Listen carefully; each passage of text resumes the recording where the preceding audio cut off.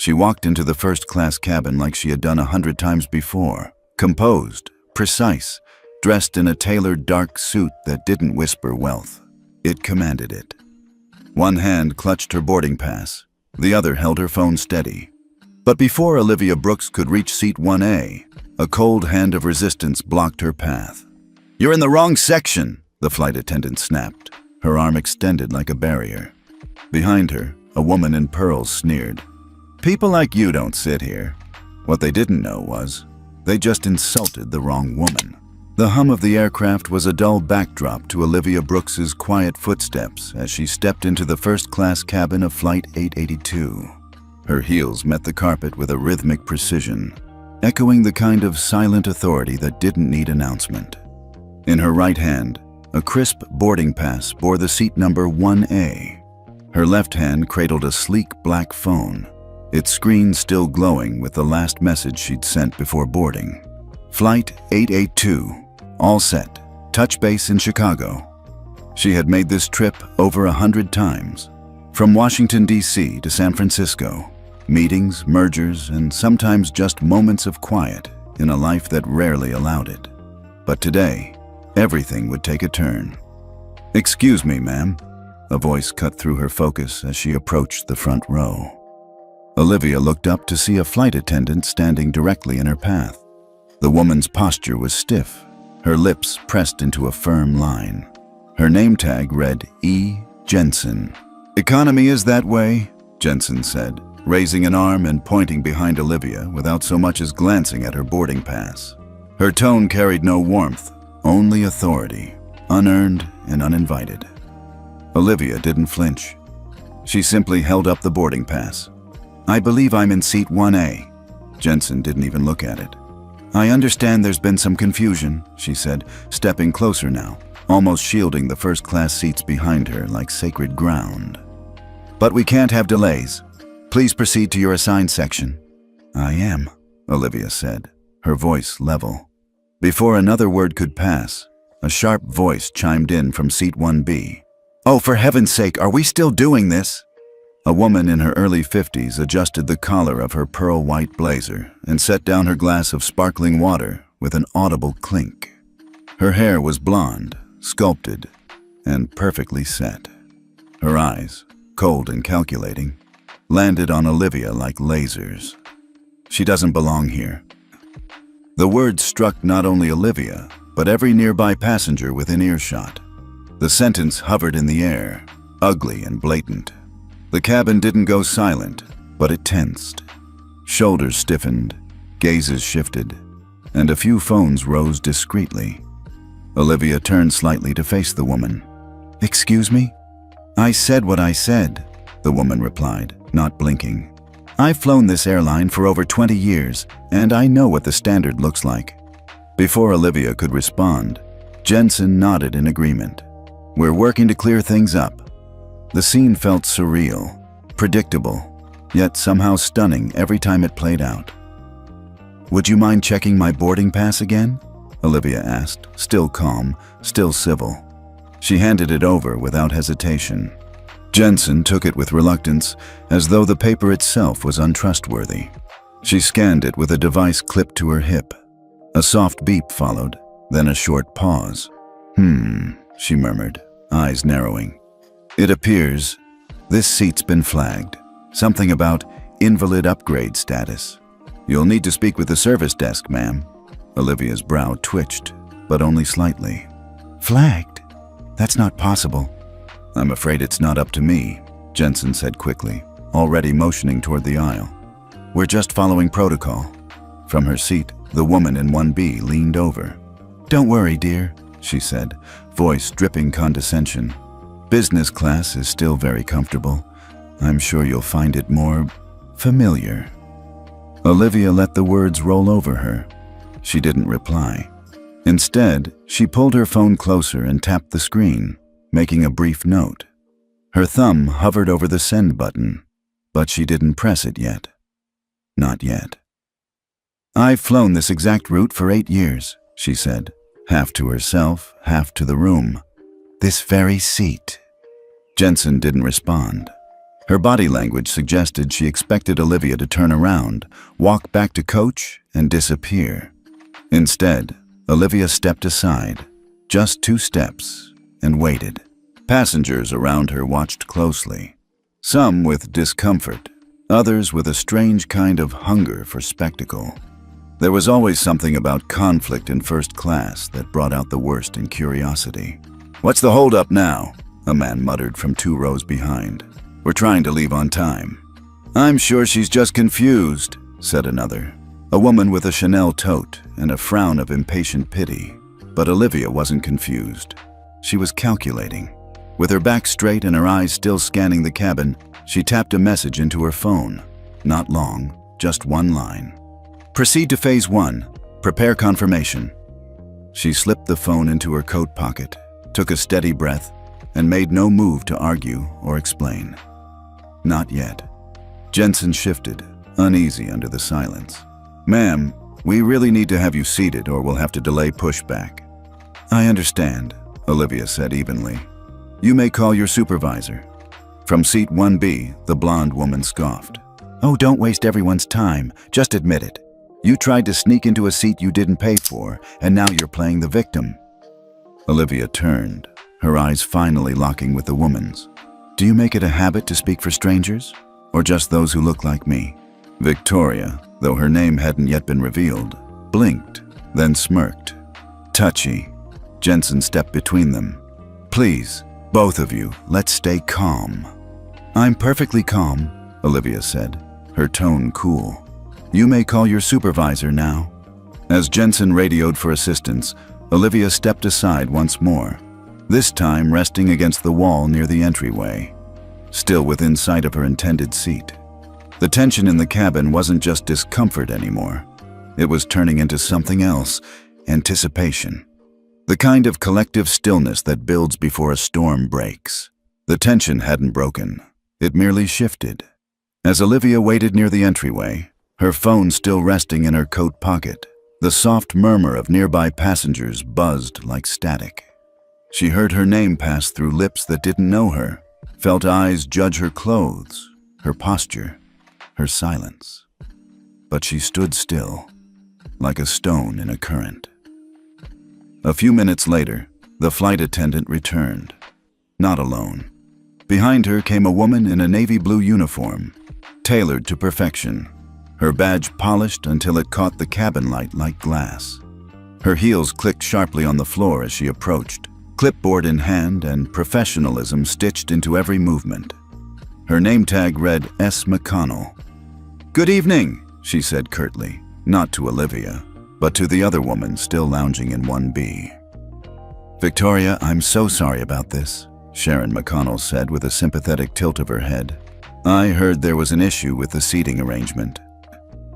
Olivia noticed it immediately, the subtle familiarity in Sharon's voice, the way she addressed Victoria by name without needing an introduction, the slight lean in as though they were resuming a previous conversation. "It's absolutely ridiculous," Victoria replied, straightening her blazer and crossing one leg over the other. "This woman is trying to claim seat 1A. She clearly doesn't belong here. I mean, it's just absurd." Sharon gave a practiced nod and then finally turned to Olivia, her expression cooling by several degrees. "Ma'am, I'm Sharon McConnell, lead supervisor for this flight. I understand there's been a misunderstanding regarding your seating. May I see your boarding pass and ID?" Olivia said nothing at first. She simply reached into her coat, removed the neatly folded boarding pass, and retrieved her government-issued ID from a slim leather holder. She handed both over without hesitation. Sharon glanced at them, barely. Her eyes moved over the information too quickly to be genuinely reviewing anything. Her fingers tightened slightly on the paper, and she offered a shallow smile.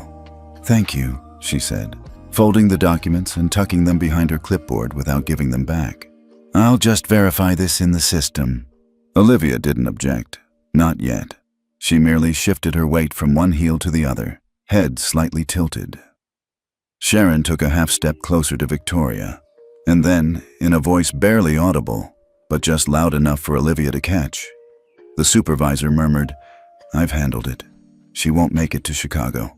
The words hit like static behind Olivia's ribs. Cold, quiet, deliberate. Victoria gave a short, satisfied nod. Her lips curved upward in a slow, smug grin. And in that moment, everything shifted. Olivia's expression didn't change.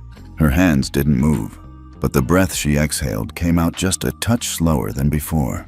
She looked around the cabin, not at the passengers this time, but at the layout. Exit rows, seat numbers, flight crew positions, angles of visibility. She was calculating. From row 2, a man lowered his newspaper and narrowed his eyes, clearly picking up on something. A woman a few seats back turned her phone to airplane mode, then hesitated before slipping it into her bag. The tension was spreading, infecting the entire front cabin like a whisper of smoke. "Excuse me," Olivia said, her voice soft but direct. "Am I being accused of something specific?" Sharon turned, already halfway through typing something on her tablet. "Of course not," she replied sweetly. "We're just verifying the details. Standard protocol." "Is it standard to address other passengers by name, but not the person whose documents you're holding?" Olivia asked. There was a moment of silence. Just a moment. "Victoria is a Platinum Elite member," Sharon said quickly, as though that explained everything. "And I am not?" Olivia's tone didn't rise. It didn't need to. Sharon blinked, then turned back to her tablet. "I'll be back in just a moment." As she stepped away, Olivia watched the supervisor's posture, the speed of her retreat, the direction of her glance. She wasn't going to check anything. She was going to make a call. Olivia knew that type, knew exactly which kind of people built their entire careers on networking, loyalty, and silent hierarchies. But what Sharon didn't know was, Olivia had built empires on exposing systems just like that. The woman in 1B, Victoria, leaned forward, still emboldened. "Listen, sweetheart," she began, lowering her voice.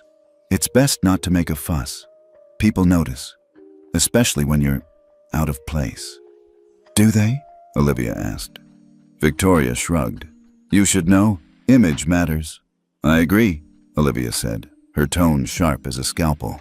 "Which is why you should be very careful what yours says in the next 30 minutes. The threat wasn't shouted. It wasn't even spoken loudly enough for anyone else to hear. But Victoria froze. Something in Olivia's eyes, calm, unblinking, sent a sliver of doubt straight through her confidence. Just then, the junior flight attendant returned. Jensen. Her face looked more stressed than before.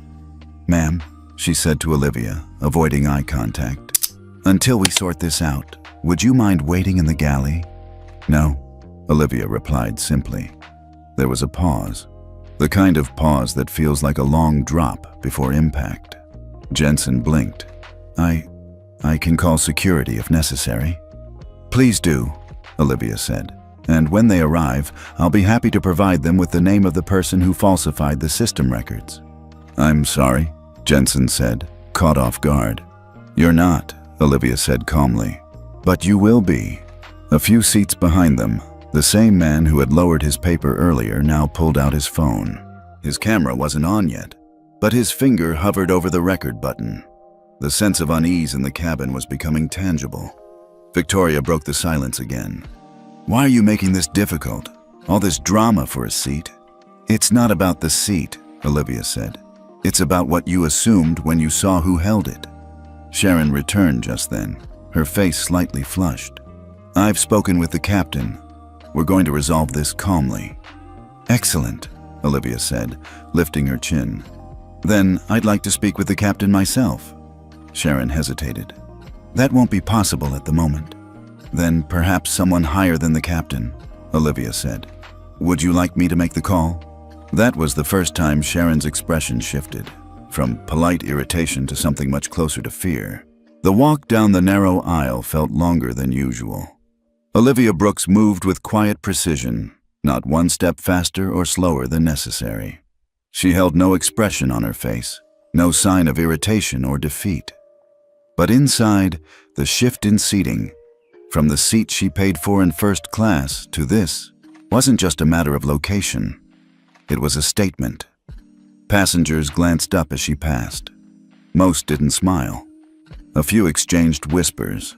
One woman with overplucked eyebrows actually shifted her purse inward, as though Olivia might reach in and snatch it mid-stride. A man in a golf shirt narrowed his eyes, then looked away with a smirk of quiet amusement. Row 17, aisle seat. It wasn't what she'd chosen, but it would do. For now. Olivia sat, crossing her legs with the same calm grace she had at the front of the plane. The hum of voices around her barely registered. She pulled out her phone, tapped a few quiet commands into a secure messaging app, and slid the device back into her coat. The show above might be paused, but the performance was far from over. "Excuse me, ma'am?" A soft voice broke her concentration. She turned, expecting another insult, another passive-aggressive complaint about disruptions or protocol. But the voice belonged to a young man with an unmistakably nervous energy. He wore the airline's standard uniform, pressed navy shirt, black tie. But there was something different in his eyes. Not judgment, not suspicion, recognition. I'm sorry, but," he began, then paused, glancing down the aisle to make sure no one was listening. "Miss Brooks?" Olivia tilted her head slightly. "Yes?" His voice lowered to a whisper. "You don't remember me, do you?" She studied his face, searching for familiarity. It was there, buried under the crisp corporate grooming. A name floated up from memory, like a bubble in still water. "Ethan?" He smiled, wide, disbelieving. "Yes, Ethan Liu. I interned at Calyx Ventures, summer of 2016. I was in the accelerator program. You gave me that slot at the last minute when someone dropped out." Olivia's posture softened, just slightly. "I remember, you pitched a sustainable micro-logistics platform." His smile turned sheepish, and crashed and burned at the finals. "But learned more in 3 months than most people do in 3 years, Olivia said gently. Ethan's eyes sparkled, then quickly darted around. He stepped in closer, lowering his voice further. "I saw what happened up there," he said. "They moved you out of 1A? That doesn't make any sense." "It doesn't need to," Olivia replied. "It only needs to look justifiable on paper." He nodded slowly, his jaw tightening. "That woman in 1B, she's been flying with us a lot lately. Loud, demanding. Always calls for supervisors like she's a queen. And Sharon, she's been pushing crew around for years." Olivia leaned back in her seat. "So, you've seen this pattern before?" "Not with people like you," he said. "Usually it's a fight between status-hungry elites. But this feels targeted." Olivia met his gaze evenly. "It is." Ethan hesitated, then took a small step closer. "Do you want me to make a call?" he asked. "Not officially, I mean, discreetly." It was a simple question, but it held layers. It wasn't just about loyalty. It was about awareness, allyship, risk. Olivia didn't answer right away. She studied him for a moment, measuring the intent in his eyes. Then she asked quietly, "Who would you call?" "My brother," Ethan replied. "He's a compliance director at the FAA. He flags bias reports for federal review." A small smile touched Olivia's lips, faint but real. "You've grown up, Ethan." He flushed. "Well, I try." She tapped her fingers lightly on the armrest, considering. "No call," she said. "Not yet, but stay close." Ethan nodded, then hesitated again. "They're going to try to make this go away, you know. Keep it internal, sweep it." "That's what they always try," Olivia said, "until they can't." He opened his mouth to say more, then thought better of it and stepped away, returning to the galley with the look of a man who'd just stepped off the edge of a cliff but trusted what lay below.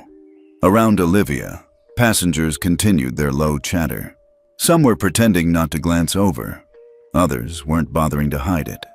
2 teenage boys in hoodies nudged each other and whispered. A middle-aged woman whispered to her husband, "She's probably one of those people who fakes being rich. You know, the scammers." Olivia didn't react. She was used to it. The muttering, the judgment, The weight of being unexpected in rooms designed for someone else. That part wasn't new. What was new was the flicker of hope.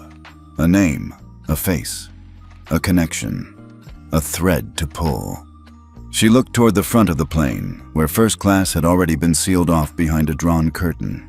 "They think I've lost," she whispered under her breath, almost amused. But what they didn't know was, Olivia Brooks never played for the short game.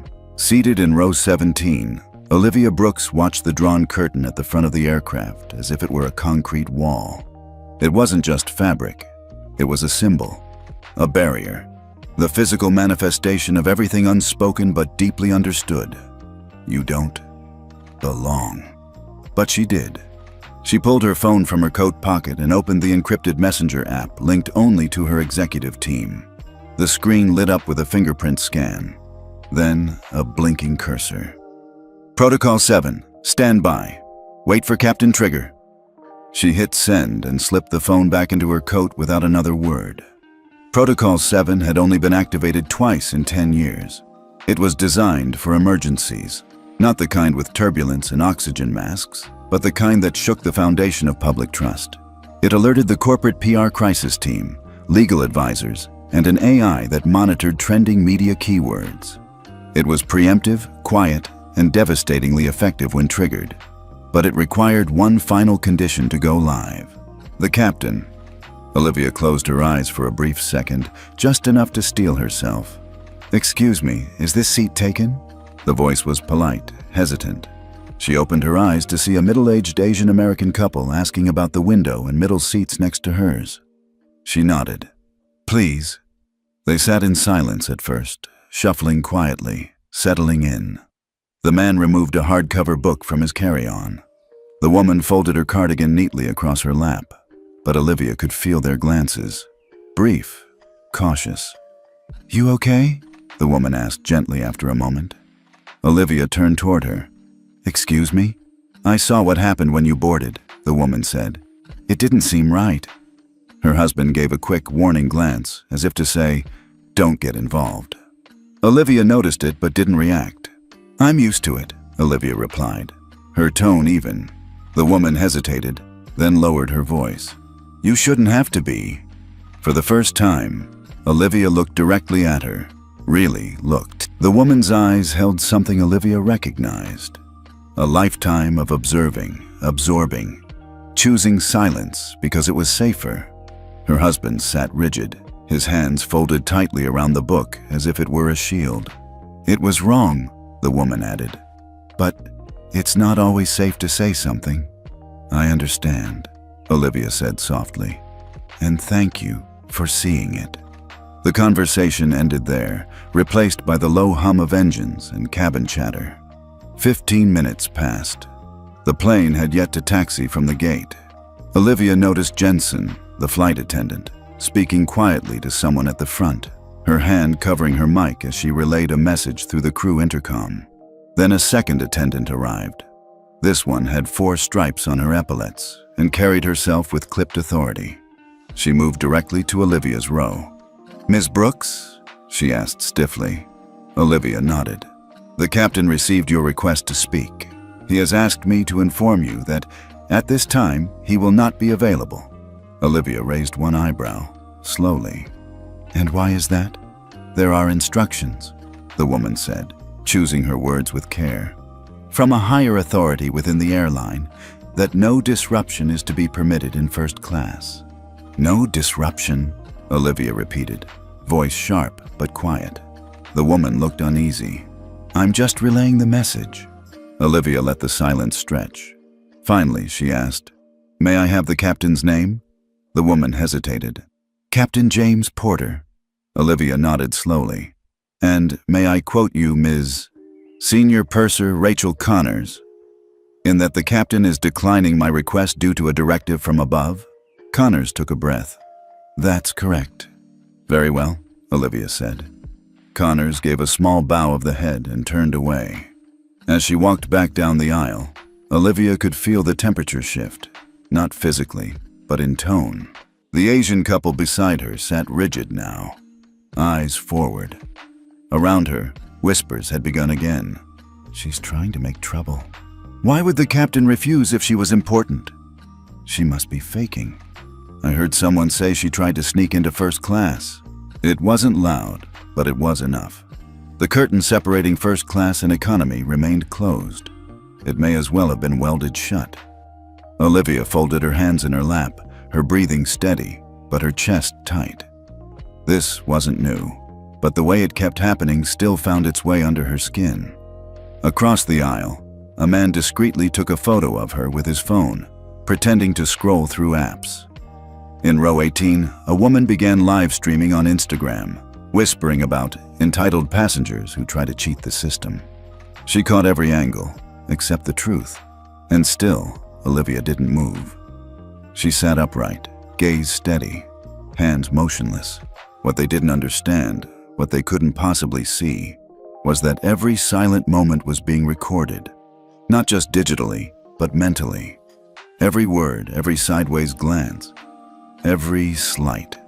They were all bricks being laid in a case that was growing stronger by the minute. She wasn't looking for sympathy. She was building an audit trail, one that would burn clean through every facade they thought protected them. The woman next to her finally whispered, "Do you want us to say something?" Olivia turned toward her and replied gently, "Not unless it's for yourself. I don't need saving." There was a pause. Then the woman replied, "Neither did I, until someone saved me." The words lingered longer than either of them expected. Up front, the aircraft door finally closed.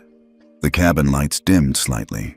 A low chime signaled pre-takeoff safety checks. The curtain stayed shut. But deep beneath Olivia's composed exterior, something else was unfolding, louder than any intercom announcement. A reckoning had begun. The overhead lights dimmed again as the aircraft began taxiing slowly toward the runway. Seatbelts clicked. Window shades adjusted.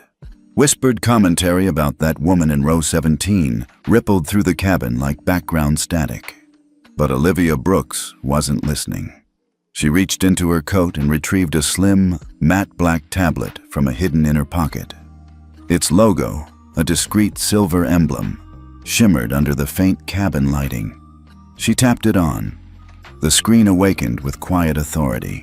Her fingers moved quickly, past the security screens, past 2 levels of encrypted access, until she reached a folder labeled ID Alpha Wilco. The moment she tapped it, the system attempted to pull up her executive profile. Full name, title, corporate assets, photo ID, board affiliations, and biometric verification. The loading symbol spun once, twice, then stalled. A buffering icon began circling on screen, stubborn and endless. Olivia frowned. She glanced at the top corner. No signal. The in-flight Wi-Fi connection bar blinked red. She refreshed once. Nothing. Then again. Still nothing. In her peripherals, she could feel eyes on her. The couple beside her pretended not to watch, but their attention hovered like static electricity. Across the aisle, the woman still live streaming had tilted her camera slightly in Olivia's direction. She tried a final refresh. Connection lost. Reconnect to secure cloud server. It was like watching a brick wall rise between her and her defense, inch by inch. She lowered the tablet calmly, masking the churn inside her gut. That was when the voice rang out from several rows forward. "Oh, I knew it!" Victoria's tone was loud, performative, perfectly pitched for public theater. "She's a fraud!" Heads turned. Olivia's name hadn't been spoken, but the direction of the outburst made it crystal clear. "I told you she didn't belong in first class," Victoria continued, waving her phone in the air like a torch. "Now she's down here pretending to be some executive? Please." She had stood up halfway in her seat, her phone angled to film herself with the cabin behind her as background drama. "I want this on record," she said, staring into the lens. "This woman tried to claim a seat in first class she didn't pay for, and now she's down here faking credentials on some broken tablet? Scam alert!" The words were crafted for maximum engagement, and they landed. Around the cabin, other passengers began watching the live stream from their phones, some whispering, some nodding. "Oh, I'm watching it right now," a teenager muttered behind Olivia. "It's already got like 2,000 views." "She's being exposed," said another voice near the emergency row. "This is wild. Why would someone pretend to be a CEO?" a woman asked, half laughing, half suspicious. "What's the end game?" "She probably does this on multiple airlines," a man chimed in. "They should call the authorities before the plane lands." Olivia said nothing. She sat still, tablet still open on her lap, the failed connection screen glowing like an accusation. Her expression didn't change, but a slow, controlled breath passed through her lips. Ethan, the young male flight attendant who had spoken with her earlier, peeked out from the galley. His eyes locked onto hers. He gave a subtle nod, questioning, offering. She gave the tiniest shake of her head. Not yet. Victoria, emboldened, continued. "Oh, and now she's being quiet again," she told her camera. "Of course. That's what they do when they're caught. Play the victim. Well, not today." She pointed the camera directly toward Olivia. "Do you have anything to say for yourself, Miss CEO?" she taunted. "Or do you want to show us another fake website?" Olivia finally looked up and met her gaze. Not with anger, not with fear, with pity. But Victoria didn't recognize the expression. She was too busy performing. "You know what?" Victoria said, turning back to the camera. "This is exactly what's wrong with the system. People like her think they can scream racism anytime they get caught doing something shady." Gasps sounded.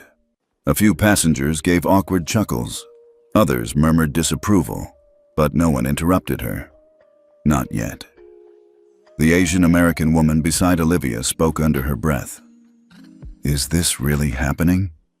Her husband leaned toward Olivia, barely audible. "Is there anything we can do?" Olivia didn't respond immediately. She simply lifted the tablet, turned it off, and placed it in her bag. The screen may have gone dark, but her strategy hadn't. Just then, Victoria received a ping from her phone, then another, and another. Her smug grin faltered slightly as she glanced down at the notifications flooding her screen.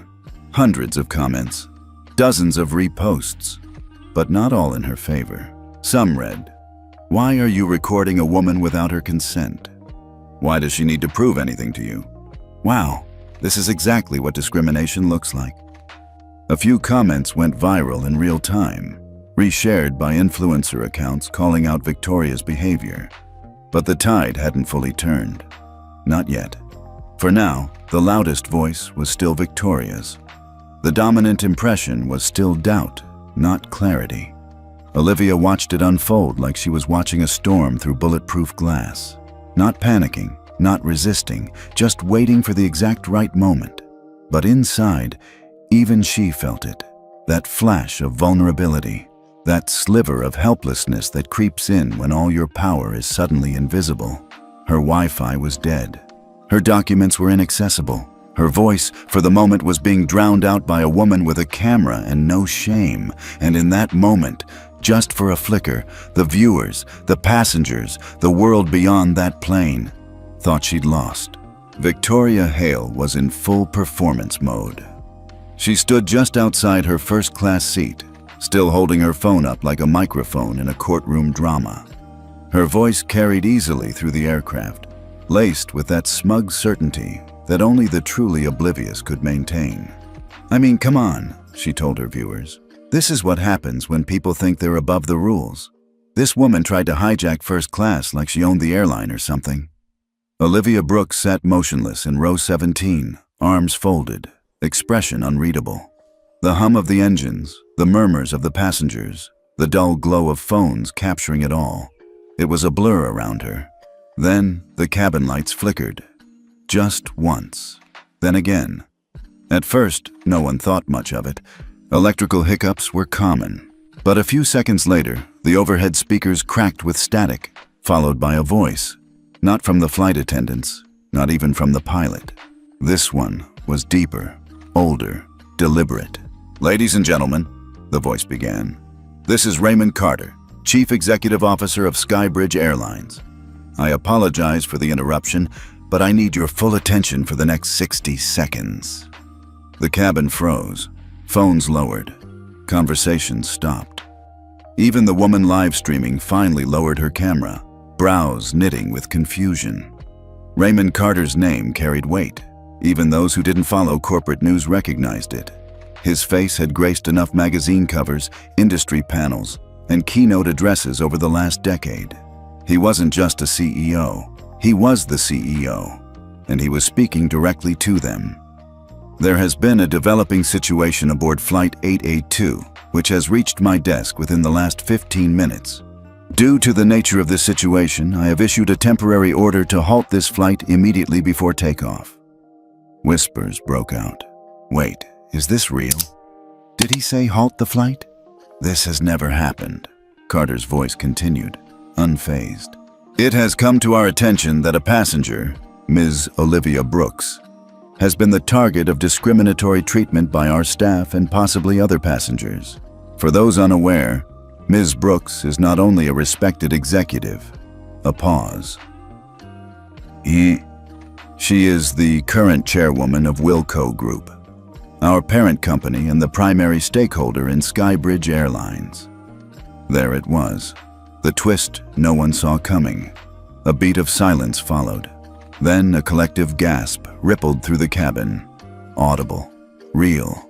Even Victoria, who had just moments before stood at the peak of her own self-righteous high ground, now looked like someone had yanked the earth from under her heels. Her phone slipped slightly in her hand. Olivia, still seated, didn't move.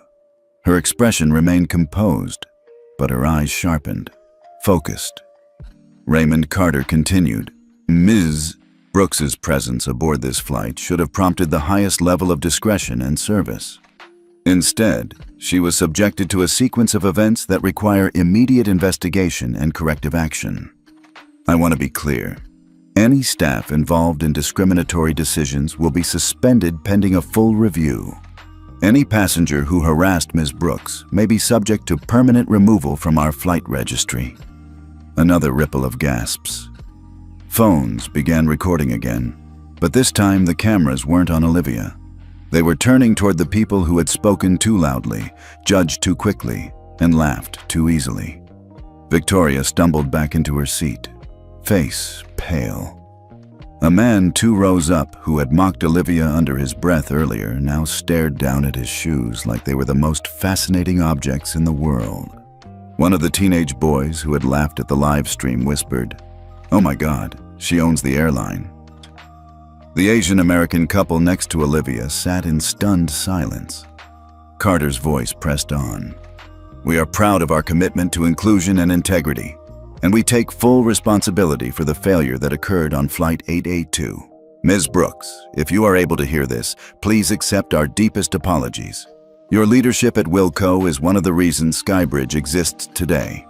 The intercom clicked off, and for a long moment, there was no sound at all. Just the muted roar of stunned realization crashing over the entire aircraft like a silent tidal wave. Then, a quiet chime from the cockpit. The captain's voice, this time, came on. "Ladies and gentlemen, this is Captain Porter. We've been instructed to return to the gate for further review. Please remain seated." Passengers shifted, but no one said a word. In row 17, Olivia slowly unfolded her hands, sat a little straighter, and reached once again into her coat. She pulled out the same tablet, still silent, still offline, but she didn't need it now. The message had been delivered. Victoria, now visibly trembling, finally looked back at Olivia. Their eyes met. Gone was the smug superiority. Gone was the sneer. In its place, pure, undiluted fear. "I didn't know," she whispered, barely audible. "I had no idea who you were." Olivia stared at her for a long second, then replied, without malice, "And if I'd been exactly who you thought I was, would your behavior have been any different?" Victoria opened her mouth, but no sound came out. From somewhere near the back of the plane, a voice muttered, "Damn!" The curtain at the front of the cabin was pulled back. Ethan, the young flight attendant, emerged, visibly shaken but now brimming with silent vindication. He nodded once at Olivia, She gave the faintest of nods in return. The game had shifted. The queen had been revealed, and the entire board just flipped. The announcement had barely ended when the emotional aftershock began pulsing through the cabin. Silence lingered, thick and strained. It wasn't just the weight of authority that had silenced the passengers. It was the dawning realization that the truth had not only arrived, but it had landed with the force of an earthquake. Raymond Carter, the name that typically appeared in stock market reports and aviation trade expos, had just spoken directly to their flight, interrupting its departure and placing all eyes squarely on the woman in row 17. Olivia Brooks, chairwoman of Wilco Group, the parent company of Skybridge Airlines. The quiet didn't last long. Whispers began, low, urgent, disbelief mixing with embarrassment. Phones trembled in hands. Live streams ended mid-sentence. Up front, Victoria Hales sank into her seat, looking like a person who had fallen from a 40-story window and was only now realizing the ground had arrived. Her phone buzzed repeatedly in her palm. Messages, comments, tags, but she couldn't bring herself to look. The camera app was still open, her own shocked face frozen on screen. Beside her, Sharon McConnell stood stiff, her clipboard trembling slightly, her lips parted but mute. It was over, and they both knew it. The final nail came moments later when a uniformed ground marshal stepped into the cabin through the front entrance. He exchanged a quick word with Captain Porter, then turned and walked straight toward the back of the aircraft. Not toward Olivia, toward Victoria. "Ma'am," he said quietly, but firmly, "I need you to come with me." "What? Why?" Her voice cracked. "You're being temporarily removed from the aircraft at the request of airline executive security. You'll be debriefed in a private lounge." I didn't do anything," she stammered. "You've got the wrong person." The marshal didn't respond. He just stepped aside slightly, making it clear that this was not a suggestion. Passengers turned in their seats, watching the woman who had, not 15 minutes earlier, shouted about fake executives and entitlement, now gather her belongings with shaking hands. "Wait, just give me a second," she muttered, fumbling with her purse. One by one, the passengers around her parted like waves. No one offered help. No one offered sympathy. As Victoria shuffled out, she dared one last glance over her shoulder, toward row 17. Olivia hadn't moved. She simply returned the look with the same quiet power that had unnerved Victoria since the beginning. But this wasn't the end. Because while Victoria was being escorted off the plane, another development was already in motion, one that most passengers hadn't even realized was unfolding behind the scenes. In Wilco Group's Crisis Management Command Center, located just outside New York, a real-time social sentiment dashboard was running. Triggered by Olivia's activation of Protocol 7, the system had started tracking hashtags, mentions, and live stream data the moment Victoria began filming. It didn't just identify videos, it identified people. Facial recognition pulled metadata from public footage. Accounts were matched to personal emails. Those emails, in turn, were cross-referenced with LinkedIn profiles, company domains, and professional contact databases.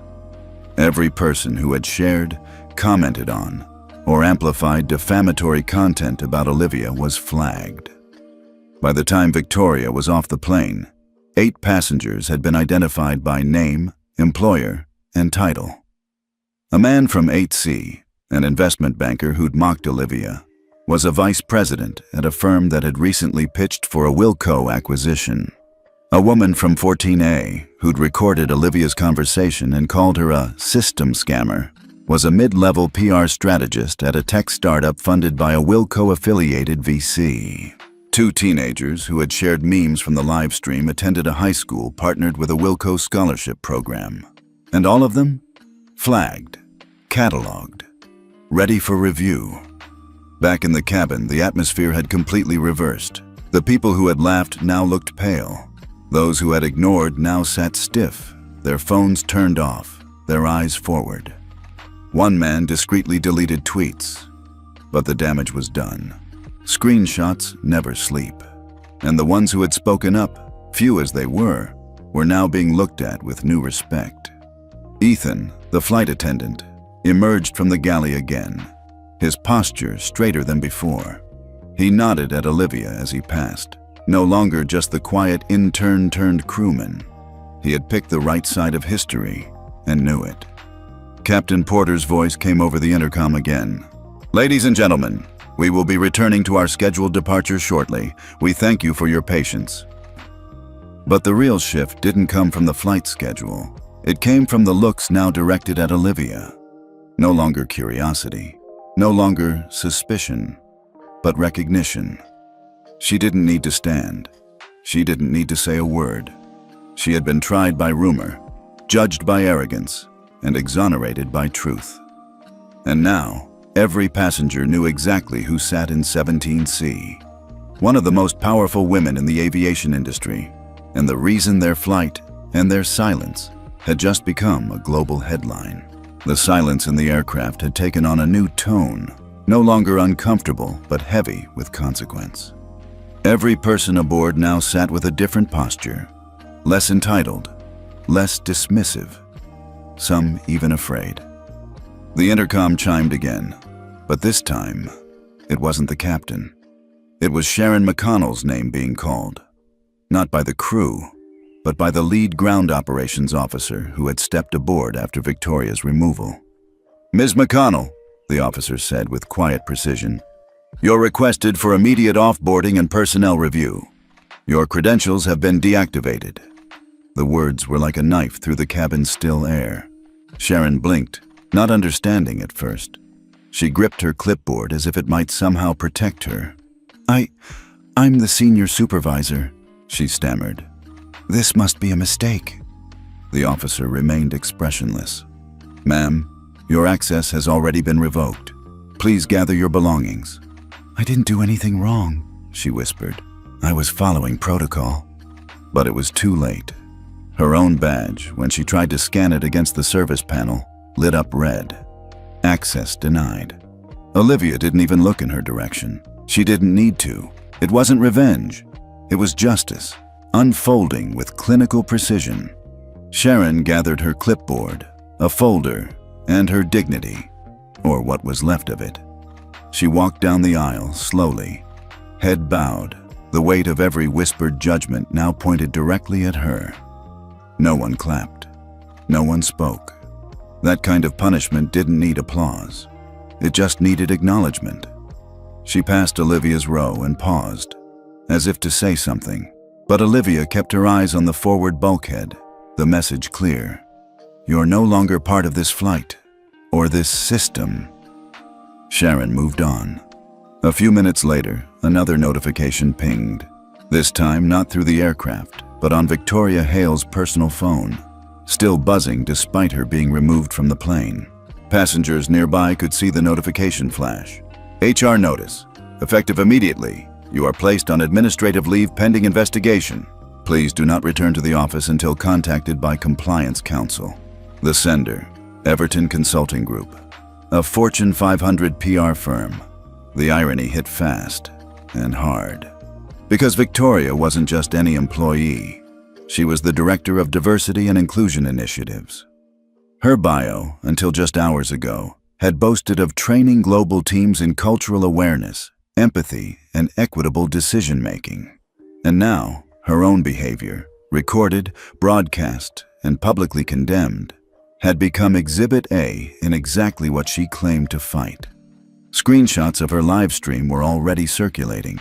Dozens of posts contrasted her job title with her words on the plane. Journalists had picked up the story. Her LinkedIn page had been archived multiple times in case she tried to edit it. By evening, @Victoria Hale would be trending for all the wrong reasons.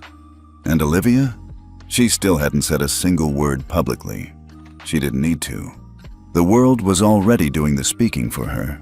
Midway through the flight, finally airborne now, the cabin crew offered beverages. The tray paused near Olivia's row. Ethan, the young flight attendant, met her eyes.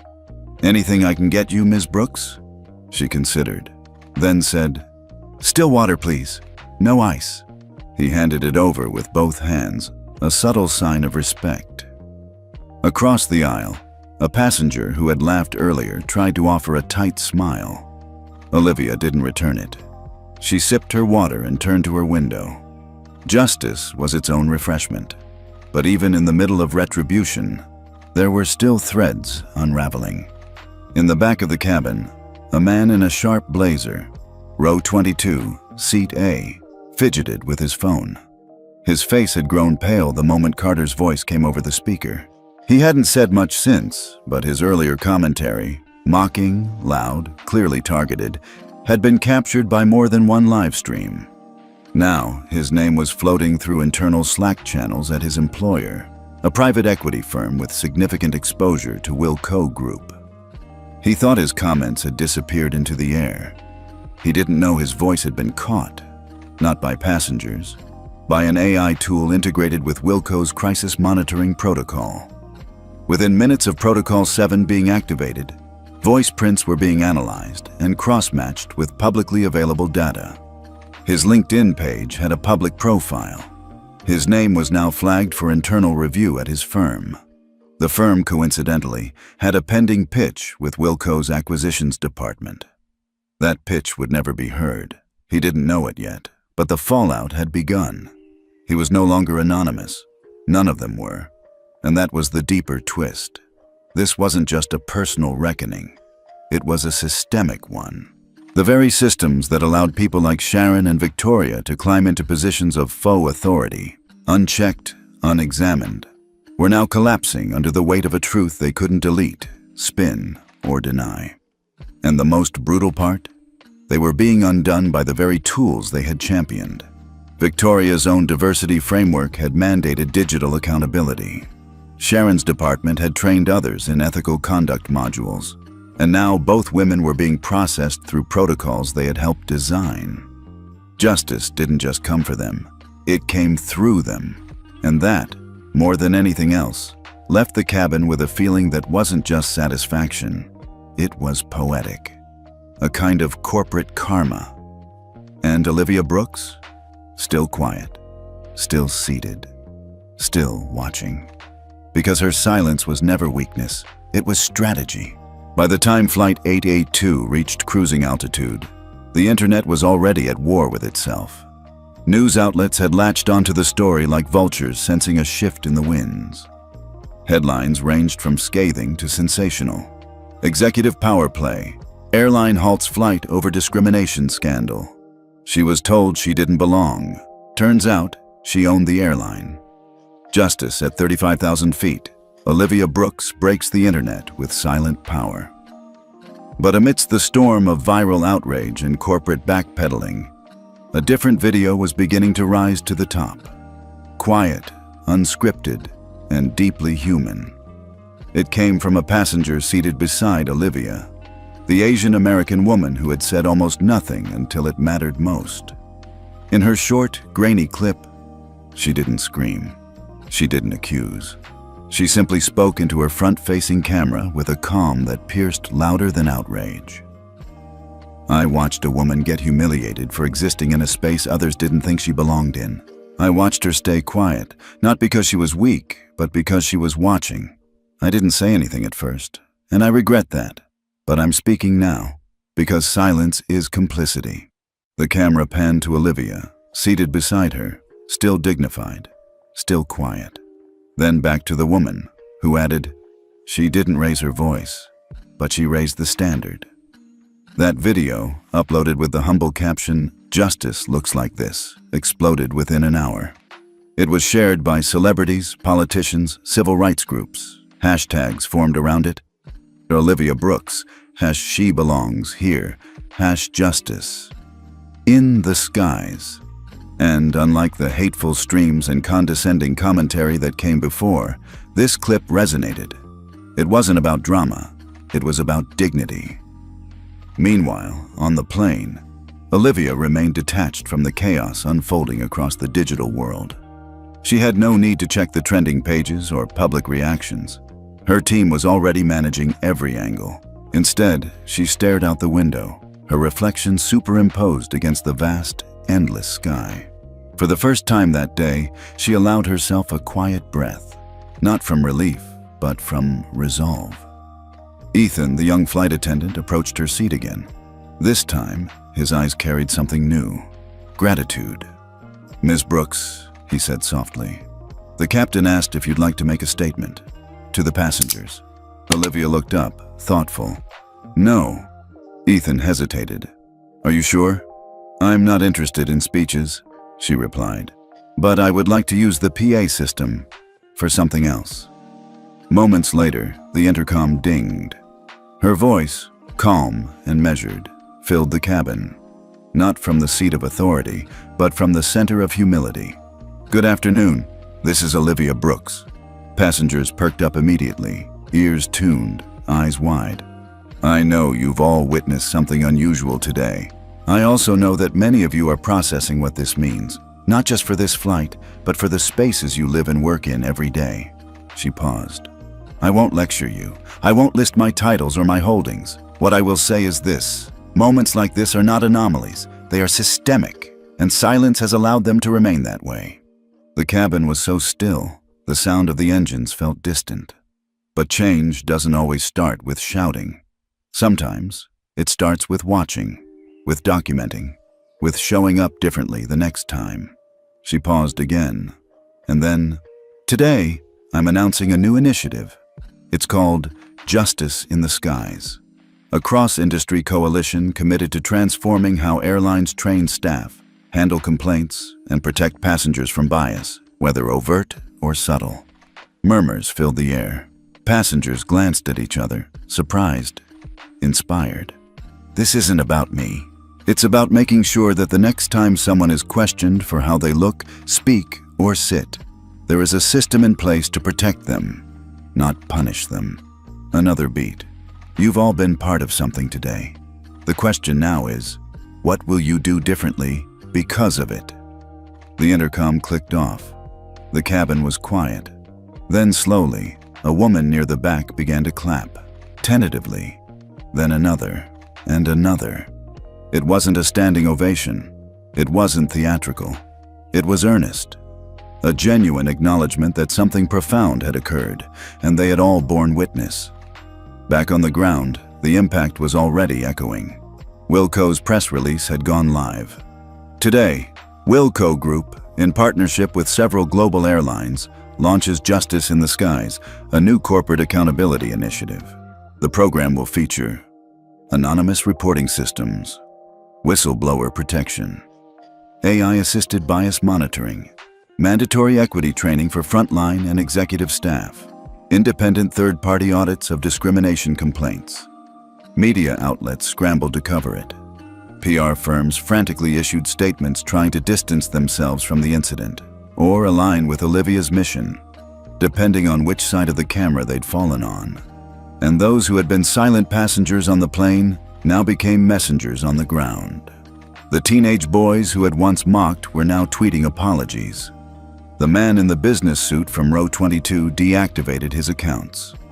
Victoria Hale's corporate office was flooded with demands for accountability, but none of them could delete the moment the world changed direction, when a woman, told to sit down and shut up, used the altitude not to escape, but to elevate the entire conversation. Olivia remained in her seat, sipping water, watching clouds drift by. Justice wasn't loud today. It was clear, and it had taken flight. The applause that followed Olivia's announcement had faded, but the silence it left behind was not the same as before. It wasn't uncomfortable. It wasn't confused. It was reflective. Like the entire cabin had collectively realized they'd just been handed a mirror, and for the first time, they had to look. Some passengers quietly returned to their books or tablets. Others stared at the seat in front of them, pretending to think about something else while, in truth, confronting the weight of what they'd just witnessed. For several minutes, no one approached Olivia, not out of fear, but out of respect. Until a shadow fell across the aisle seat next to her. She looked up. It was him, the businessman from row 22, crisp gray suit, Rolex watch, the one who had chuckled when Victoria called her a fake, the one who had muttered about people trying to game the system while sipping his whiskey.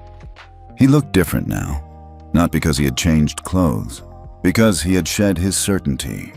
His hands were clasped in front of him, posture tentative, voice low. "Ms. Brooks," he said, "may I sit for a moment?" Olivia gestured to the seat beside her without a word. He sat down, straightened his cuffs, then let out a breath that sounded far more honest than anything he'd said earlier that day. "I owe you an apology." She turned slightly, but didn't speak. "I judged you," he continued. "The moment I saw you walk into first class, He paused, swallowing. "I assumed you didn't belong. And when things escalated, I didn't step in. I watched, and I let her narrative shape mine." Still, Olivia said nothing. He took another breath. "I was wrong." Only then did she respond. "Because I turned out to be someone important?" The question didn't come with hostility. It came like a scalpel, clean, precise, surgical. The man looked down at his hands. I don't know," he admitted. "Maybe at first, but not now." She tilted her head. "Explain," he hesitated. "When I saw how calm you were, how you let everyone else unravel while you just watched, it made me realize I've never really seen that kind of power before. I thought power looked loud, obvious, brash. You proved me wrong." "And yet," she said gently, "if I hadn't had a title, a company, a CEO calling from the ground, would you be sitting here now?" He didn't answer immediately, because there was no comfortable answer. "I'd like to believe I would," he said softly. "But you don't know." "No," he admitted. "I don't." Olivia turned back to the window. "That's the problem," she said. He waited, sensing she wasn't finished. "People want to do the right thing," she continued, "but they wait until it's safe to do so, until there's no risk, until they know how the story ends." The man looked away. "I'm sorry," he said again. "I accept your apology," Olivia replied, "but I want you to understand something. This isn't about me." He furrowed his brow. "How do you mean?" "This will pass for me," she said. "My board will defend me. My assets will protect me. My name will keep doors open." Then she looked him in the eye. "But the next woman who looks like me, who doesn't have a title or a following, what happens to her when you make the same assumptions?" His throat tightened. "She gets buried," he whispered. Olivia didn't need to say more. He stood slowly, nodded, and returned to his seat, carrying more weight than when he'd walked up the aisle. Around them, other passengers had listened, not because they were eavesdropping, but because something in Olivia's presence made people pay attention, made them hold their breath, made them think. The Asian couple in the next row exchanged a quiet glance. The woman squeezed her husband's hand. One of the teenagers who had earlier laughed now leaned toward his screen, typing furiously. Not another joke, but a personal post that began with, "I messed up. I saw something wrong, and I laughed. But now I'm learning why that matters." Across the cabin, the ripple continued. It wasn't loud. It wasn't explosive. But it was honest. And in a world saturated with noise, honesty had become rare enough to feel radical. Ethan, the young flight attendant, passed by again. This time, instead of a nod, he paused. "Ms. Brooks," he said, "thank you." "For what?" she asked. "For showing us how it's done." She gave him a small, genuine smile, the first in hours. "You'll do better next time," she said. "I will." He meant it.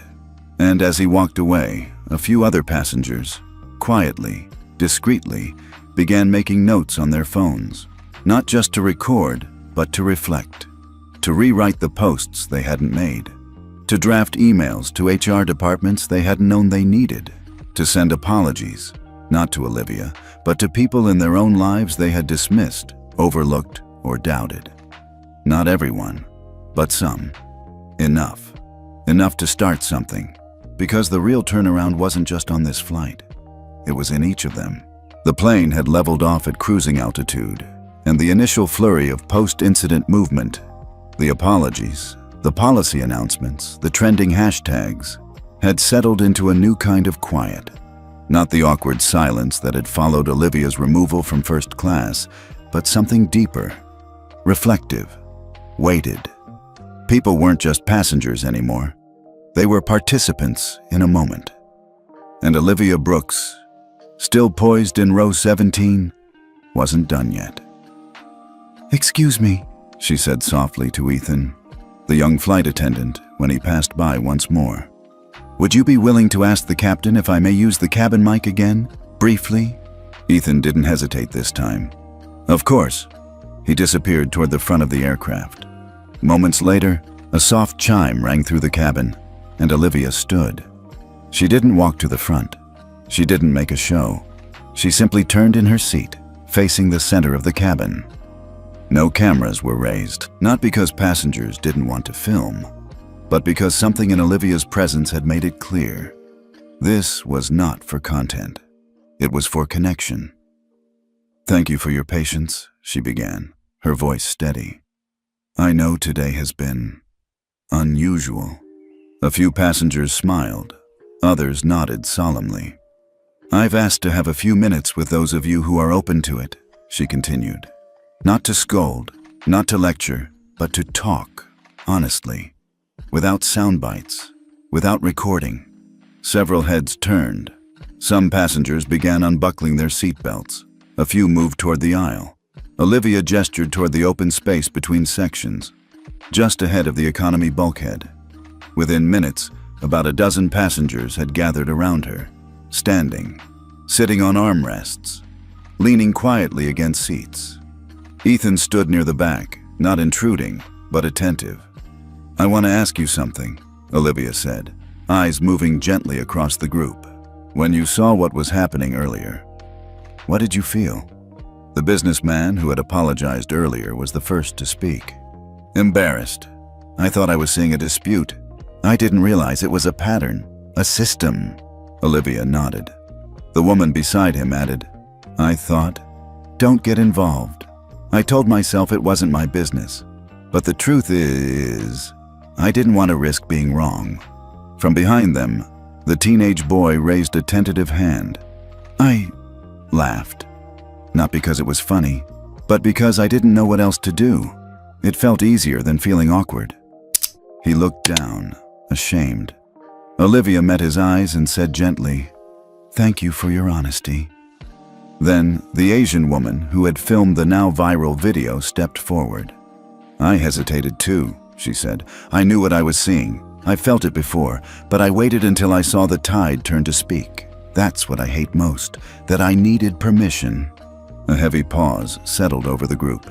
Then Olivia asked quietly, "Do you think this would have ended the same way if I hadn't had power?" They knew the answer. She didn't need to say it. "I've been in rooms where no one believed I belonged," she said. "But I had the title, the wealth, the leverage. Most people who go through what I went through today don't." She looked around. "They walk off the plane humiliated. They file a complaint that gets investigated internally. They get labeled as difficult, and nothing changes." Murmurs of agreement. The man in the gray suit cleared his throat. "How do we make sure this moment becomes more than just a headline?" Olivia's gaze sharpened. "That's the question. It's not what happened today, it's what happens next." She paused, then said with intention, "What will you do next time?" The question hit like a quiet tremor. No accusation, no judgment, just a mirror. "What will you do?" she repeated. "The next time you see someone treated unfairly? When the world hasn't gone viral yet? When there's no CEO watching?" The group stood still, absorbing it. Then, from the back, a voice said, "Speak up, even if it's uncomfortable." Another added, "Believe people the first time, not after everyone else does." A third, "Ask questions, don't assume." The teenage boy said, "Don't laugh." Even the man in the suit admitted, "Be the first to stand, not the safest." Olivia smiled, not broadly, but with a kind of quiet approval. "Good," she said. "Not perfect, but good." Then she did something unexpected. She sat down, right on the floor of the plane, cross-legged, in the center of the group. Not because she needed rest, but because she wanted to lower herself to their level, not in status, but in spirit. And one by one, the passengers did the same. They sat around her, like a story circle, like something ancient. Ethan, still at the galley, smiled faintly and whispered to another crew member, "This feels like history." For the next 20 minutes, Olivia said little. She listened. The passengers shared their stories of discrimination they'd witnessed, moments they'd stayed silent, times they'd spoken and paid for it. No one interrupted. No one filmed. They were just human. And in that space, thousands of feet above the world, they reclaimed something that most people forget while rushing through terminals, ignoring injustice and chasing comfort: agency. The choice to be different, to act different, to choose better. When the group finally disbanded, passengers returned to their seats, not lighter, but more grounded. As Olivia settled back into 17C, the teenage boy tapped her arm. "Can I ask you something?" "Of course." He fidgeted. "You didn't yell or fight or argue. Why?" Olivia thought for a moment, then said, "Because they were expecting me to." The boy nodded slowly. "So what did you do instead?" She smiled. "I made them listen." As the aircraft began its descent into San Francisco, the golden light of late afternoon spilled across the cabin windows. Clouds broke apart below them, revealing the coastline in soft, flickering glimpses, almost as if the sky itself were opening gently for a landing it had long awaited. The atmosphere inside Flight 882 had shifted again.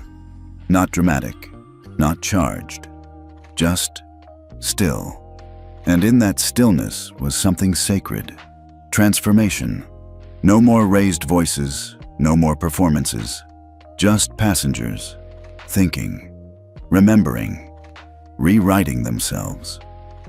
Olivia Brooks remained in seat 17C, calm as ever. Her hands were folded neatly in her lap, her eyes fixed on the skyline, drawing closer. But her mind wasn't in the present moment. It was thinking forward, of the meetings to come, the policies to draft, the lives to quietly shift. Justice didn't end when the wheels touched the ground. It began there. The intercom crackled to life. "Ladies and gentlemen," Captain Porter said, "we'll be landing shortly. On behalf of the crew, we appreciate your patience and cooperation throughout this journey." The crew began their final pass. Seatbacks upright, tray tables locked. As Ethan reached row 17, he handed Olivia a small note, scribbled in pen. "Thank you for letting the rest of us catch up." She read it, nodded once, then tucked it into her blazer pocket. A few rows behind her, the Asian American woman and her husband shared a quiet glance. They didn't speak, but there was a softness in their eyes that hadn't been there before. A recognition, not of status, but of shared truth. Just before landing, Olivia pulled out her phone for the first time in over an hour. She opened LinkedIn, typed a short message, and hit post. "The seat you try to deny someone today may belong to your future, but more importantly, it belongs to a human being right now. Choose better." The moment they touched down, the post exploded. Thousands of likes in minutes, reposts, screenshots, commentaries. It wasn't the most dramatic thing she'd said in the last 12 hours, but it was the clearest. At the gate, when the aircraft doors finally opened, no one rushed to stand. No one elbowed forward. They waited, watched. And when Olivia rose to leave, the aisle silently parted. Not out of fear, not out of spectacle, but out of respect. She didn't nod, didn't wave. She simply walked with the same quiet certainty that had upended an entire power structure without shouting once. Before disembarking, she stopped beside the couple who had stood by her. "You never told me your names," she said. "I'm Mina," the woman replied. "And this is Ken." Olivia smiled. "Mina and Ken. I'd like to invite you to a roundtable next month. We're building a global initiative to rethink passenger equity. I think you two would bring valuable perspective." They blinked, surprised. "You mean us?" "I mean exactly you," Olivia said. "Real people. Not influencers, not consultants, witnesses. That's what we need more of. Mina placed her hand over her heart. We'd be honored. Olivia nodded once and continued down the aisle. Behind her, phones began buzzing again, not with the chaos of earlier, but with the echo of what had unfolded. And some of those echoes were growing louder. 2 hours later, one of the most unlikely videos began to trend. Not from a news network, not from Olivia's official channels, but from a woman in 13D. The same woman who had stayed silent for the entire flight, arms crossed, eyes skeptical. Her face now appeared on camera, raw and unfiltered. I didn't speak up, she said. Not because I agreed, but because I thought it wasn't my place. I thought staying out of it made me neutral. She exhaled slowly. But I was wrong. I watched a woman get torn apart because she didn't look the part, and I did nothing. And today, I watched her turn that cruelty into policy, into dignity, into something bigger. She looked straight into the camera. It changed how I see the world. More importantly, it changed how I see myself. The video ended with a single line, white text on a black screen. What will you do next time? By midnight, the video had been viewed over 5 million times. Meanwhile, Victoria Hale sat in her condo, lights dimmed, phone on silent.